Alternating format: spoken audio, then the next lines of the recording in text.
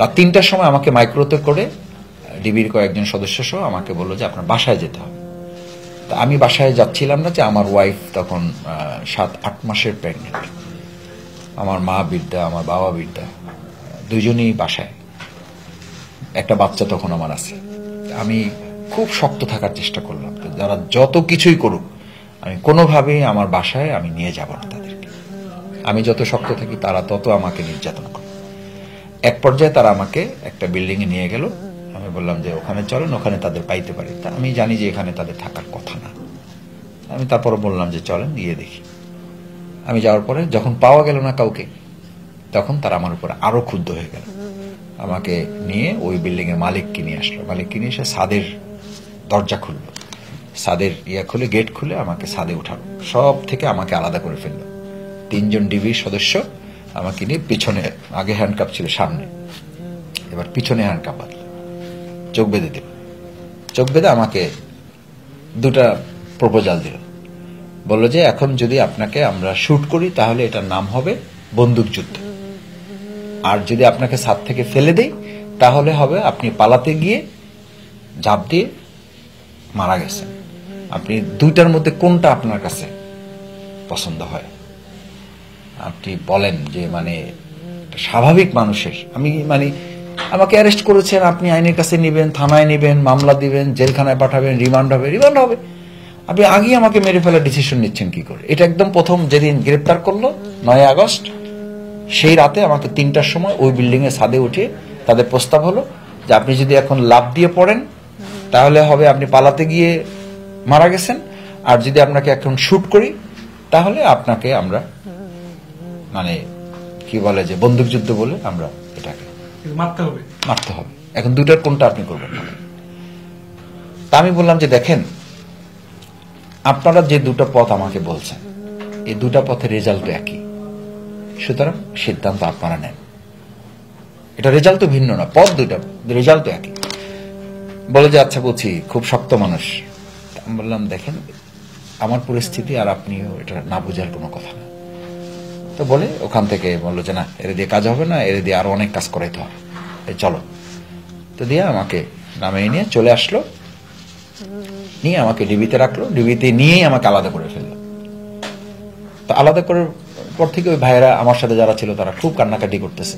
মানে অ্যারেস্টের পর থেকেই ওই ভাইয়েরা কেউ তাদের নিয়ে ভাবে না, প্রত্যেকের বক্তব্য হলো যে মাসুদ আপনি অ্যারেস্ট হলেন কেন? তাই আমি বললাম অ্যারেস্ট তো আমিও হই নাই আপনাদের জন্য, আর আপনারাও আমার জন্য হন নাই। আল্লাহ তাআলা আমাদের যেভাবে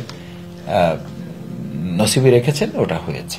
তো ওই দিন রাতটাই আমার জন্য মানে একটা বড় দুর্যোগের রাত গিয়েছে। রাতে নেওয়ার পর থেকেই তারা আমাকে অব্যাহত অত্যাচার করতে থাকলো, মানসিক শারীরিক, ঘুমোতে দিল না। 5 মিনিট পর পর একজন যায়, গিয়ে জিজ্ঞেস করে আপনার বাপের নাম কি, গ্রামের বাড়ি কোথায়? আমি বললাম ভাই এটা তো লেখা আছে আপনাদের ওখানে। একজন এসে বোধহয় কোনোভাবে আমাকে মানে ভালো জানে বা বুঝতে পারে, মাসুদ ভাই এটা আমাদের টর্চারের একটা স্টাইল, এটা আমাদের ডিউটি দেওয়া আছে, আপনাকে 10 মিনিট পর পর এসে আপনাকে আমরা জিজ্ঞেস করবো, একই কথা আপনি বলবেন। আমি বললাম এটা কোনো কথা? বলছে হ্যাঁ, আপনাকে আমরা ঘুমাবো না আর আপনি ঘুমাবেন, আপনাকে ঘুমানোর জন্য নিয়ে আসা হয়েছে এখানে। আপনি যদি ঘুমাইতে না পারেন এবং আপনি এরকম টানা 1 দিন 2 দিন 3 দিন যখন ঘুমাবেন না, তখন আপনাকে যা জিজ্ঞেস করবো আপনি সেটাই বলবেন। আমি বললাম ভাই ওটা আমি এখনো বলবো।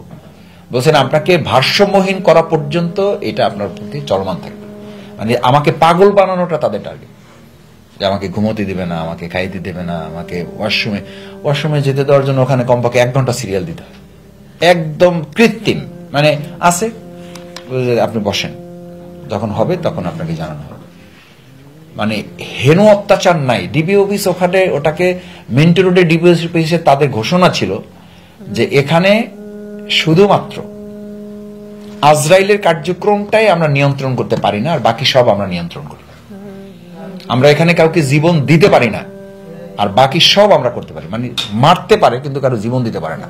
ওরা মানে নিজেরা গল্প করতো, খুব অহংকার করে বলতো যে ডিবি অফিস হচ্ছে সেই জায়গার নাম যেই জায়গায় শুধু জীবন দেওয়া যায় না, আর বাকি সব এখান থেকে করা যায়। এই শক্তি আমাদের এখানে আছে। সেই ডিবি অফিসে আমি 67 দিন থাকছি। মানে ওটা শেষের দিকে আমার কাছে বাড়িঘরের মতো মনে হয়েছে, যে আমার বোধহয় এখানেই থাকতে হবে হয়তো আর কি। তো ওরা বলতো যে আপনাকেও আমরা আর কত জিজ্ঞাসাবাদ করবো তাও বুঝতেছি না, সরকারও চাচ্ছে, কি করবো ভাই ধৈর্য ধরেন। মানে কতটা মস্কারা করতো এবং কতটা উপহাস করতো। যেই চেয়ারে বসে আমাকে নির্যাতনের জন্য, কারেন্টের শক দেওয়ার জন্য, তারপরে পায়ে হাঁটুতে মারার জন্য যখন আমাকে প্রস্তুতি নিতে বলতো, নিজেরা বলতো এই চেয়ারে যারা বসে তারা মন্ত্রী হয়। আমি বললাম এটা কি বললেন? বলছি হ্যাঁ, এই যে এখন আপনাদেরকে নির্যাতন করা হচ্ছে, আবার আপনারা যখন ক্ষমতায় যাবেন আপনাদের নির্দেশে ওদেরকে ধরে নিয়ে এসে আমরা আবার পিটাবো, আবার তাদেরকে নির্যাতন চলবে, কারণ ইতিপূর্বেও এভাবে হয়েছে। সুতরাং এই চেয়ার আপনি বসছেন, আপনিও মন্ত্রী হবেন। পাশে আর একজন হাসতেছে, বলছে উনি তো মন্ত্রী আছেই, শিবিরের কেন্দ্রীয় সভাপতি ছিল উনি, জোট সরকারে ওনাদের দুইজন মন্ত্রী ছিল। আমি মনে মনে ভাবতেছিলাম যে একটা দেশের প্রশাসন কতটা মানে দলবাজ হলে একটা মানে সাধারণ আসামিকে এই কথা বলতে পারে যে মানে একদিকে নির্যাতন চলবে আর একদিকে মন্ত্রিত্বের সে মানে বয়ান শোনাইতেছে, মানে প্রলোভন না, মানে এটা একটা তামাশা করা আর কি। তো আমাকে বলছিল যে এই চেয়ারে যে বসে মানে শুধু নির্যাতনের চেয়ার না, এই চেয়ারে এর আগে আমুরা বসছে, এই আমার নাম শোনাইতেছে, যে এই তোফায়েলরা এখন মন্ত্রী আছে, এরা এই চেয়ারে বসছে, আমরা এদেরকে নিয়ে আসছি, আবার কয়দিন পরে তাদেরকে নিয়ে আসবো। তো আমার কোনো কথাই ওদের ভালো না হলেও এটা তো কথা সত্য হয়েছে। পরে দেখলাম যে ওরা বলছে যে এই চেয়ারে এখন আপনাদের নিয়ে আসছি, আবার আপনারা নির্দেশ দেবেন ওদেরকে ধরে নিয়ে আসবো, ওদেরকে বসাই দেবো। তো আমি তো তখনই বলেছিলাম যে এই অবস্থা তো আসলে পরিবর্তন হওয়া দরকার। আল্লাহ তাআলা আলহামদুলিল্লাহ পরিবর্তন দিয়েছে। জেল জীবনে কখনো ঈদ কেটেছে কিনা? আমি তো 3.5 বছর তো একটানা জেল কেটেছি। তো একটানা জেল কাটলে তো 3টা ঈদ পেয়েছি, 3টা ঈদ মানে 6টা ঈদ পেয়েছি। ঈদ ফিতর পেয়েছি, ঈদুল আজহা পেয়েছি। প্রথম অনুভূতি যদি বলেন তাহলে ওখানে একটা ঈদের আলাদা আনন্দ আছে। আলাদা আনন্দটা কি, ওখানে একটা ফ্যামিলি আছে। এবং ঈদুল ফিতরের আমি 2টা নামাজে আমি ইমামতি করেছি। ওই সবাই মিলে প্রশাসনের সাথে এত ভালো জানতো আমাদেরকে। আমি এটা প্রশাসনের প্রতি, জেলখানার কর্তৃপক্ষের কাছে আমি কৃতজ্ঞ। রিয়েলি কি কারণে আল্লাহ ভালো জানেন। ওই আগে থেকেই প্ল্যান করা হতো। ওই বন্দী যারা, সিনিয়র বন্দী যারা, ওনারা বলতো যে এবার কিন্তু মাসুদ ভাই ইমামতি করবে। এটা আমাদের বাইরে থেকে হুজুর আসলে ওনারা বক্তৃতা করবে, কিন্তু ইমামতি কিন্তু মাসুদ ভাই করবে। তো আমরা বক্তৃতাও করতাম, তারপরে ইমামতি করতাম। ওই দেখা যায় যে ঈদের দিন সাধারণত ওপেন রাখতো জেলখানা, সবাই সাথে যাওয়া আসা। মানে আমরা জেলখানায় এরকম বলতাম যে আমাদের কোনো দাওয়াতের সিরিয়াল পাইতে হলে কমপক্ষে 2 মাস আগে আমাদেরকে দাওয়াত দিতে হবে। মানে এত দাওয়াতের আমাদের ওখানে ডিমান্ড ছিল। মানে কোন কোন ক্ষেত্রে এরকম হয়েছে যে কারারক্ষী এসে রাত 2টা 3টা ডিউটি যাদের ঘুম থেকে জাগাইতো, যে মাসুদ ভাই এখন তো কেউ টের পাবে না, আমার ওয়াইফ আপনার ভাবি তো গর্ভবতী, কিছুদিন পরে বাচ্চা হবে, আমি একটু বোতলে করে পানি নিয়ে আসছি, আপনি একটু ফু দিয়ে দেন। আমি বললাম আমি তো কোনো পিন নাই, বা আমি তো এগুলো করি না। কয় কিচ্ছু লাগবে না, আপনি শুধু আপনার ভাবি এটা বলছে, আপনার ভাবি এটা বলছে যে মাসুদ ভাইয়ের সাথে যদি দেখা হয় তুমি ডিউটিতে যাও, যদি ভাইয়ের ওখানে ডিউটি পড়ে তাহলে তুমি যে কোনো ভাবে একটু পানি পড়া নিয়ে আসো। তা আমি বললাম ভাই আমি তো এরকম দোয়া দুরুদ কি করে পড়তে হয়, কিচ্ছু লাগবে না, আপনি যা মনে আসে দোয়া পড়ে একটু ফু দিয়ে দেন। আমি এটা আল্লাহ শুকরিয়া আদায় করি যে এতটা আমাদেরকে ভালোবাসতো, ভালো জানতো। এবং আমাদেরকে বক্তৃতা বাইরে তখন করতে দেওয়া হয় না, আর আমরা তখন ওখানে 200-250 লোক নিয়ে ওখানে আমরা বক্তৃতা করছি, ইসলামের কথা বলছি। কারারক্ষীরা বলতো যে মাসুদ ভাই চালাই যান, আমরা দেখতেছি, কোনো অসুবিধা নেই, এখানে তো কেউ কিছু করতে পারবে না। এখানে একটা নিয়মই আছে যে মানে দেখাবো আলোর পথ, রাখিব নিরাপদ, স্লোগান আছে। তো ওরা বলতো যে এটা তো কারাগারের স্লোগান, তা আলোর পথ দেখাইতে হলে তো কোরআন হাদিসের কথা শোনাইতে হবে, আপনি আলোচনা করেন, কোনো অসুবিধা নেই। আলহামদুলিল্লাহ আমরা তো ঘন্টার পর ঘন্টা ওখানে আলোচনা করেছি। অন্য সাধারণ বন্দীরা কারারক্ষীদের অনুমতি নিয়ে, এটা বলতে আপত্তি নাই, মানে ঘুষ দিয়া, মানে 100 টাকা 200 টাকা দিলে ওই এক সেল থেকে আর এক সেলে যেতে দিত। 100-200 টাকা খরচ করে জেলখানার মতো জায়গায় আমাদের ওই ওয়ার্ডে এসে আমাদের প্রোগ্রামে অ্যাটেন্ড করতাম। আমরা সাধারণত জোহরের পরে আলোচনা করতাম, বা আসরের পরে আলোচনা। আসরের পরে অনেক সময় করা যেত না, কারণ লক আপ হয়ে যেত। জোহরের পরে সাধারণত আমাদের আলোচনাগুলো হতো, আমরা অনেক সময় একসাথে খাওয়া দাওয়া করতাম। তো এই জন্য আমার 6টা ঈদ তো আমি একদম টানা করেছি। একটা ঈদে আমি আমাদের মাওলানা মতিউর রহমান নিজামী ভাইকে পেয়েছি, উনি ওইটাতে ইমামতি করেছিলেন। তো ওনার সাথে যখন আমার প্রথমবার দেখা, অর্থাৎ আমি ঢুকেছি, তখন আমি হাঁটতে পারি না, তখন আমি হুইল চেয়ারে চলি। আমার 2 পায়ে আমি ফেলতে পারতাম না, প্রায় 6.5 মাসের মতো। তো হুইল চেয়ারে করে আমি ওনার ওখানে গেলাম, দেখা হলো, উনি আমাকে জড়িয়ে ধরলেন।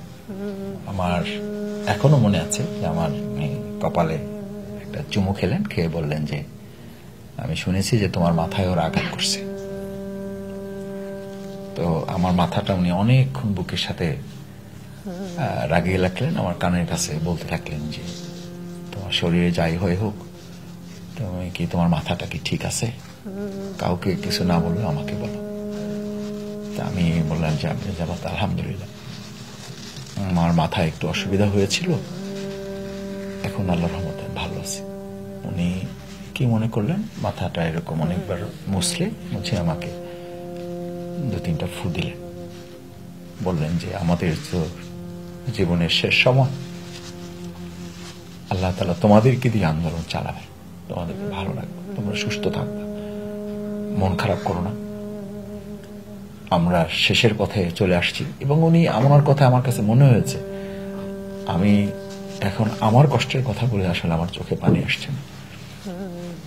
আমি আমিরে জামাতকে বললাম যে আমিরে জামাত, আপনাদেরকে দেশের জন্য আরো অনেক কিছু দিতে হবে, অনেক কিছু করার আছে। বললে মাসুদ, আমার মন বলে আমাদের সময় শেষ হয়ে আসছে, এখন তোমাদের পালা, তোমাদেরকে দেখতে হবে।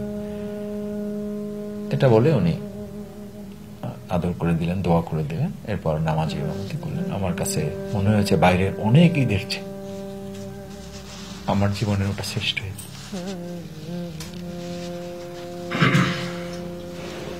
যে ফাঁসির আগে ওনার সাথে আমার ওটাই শেষ দেখা ছিল।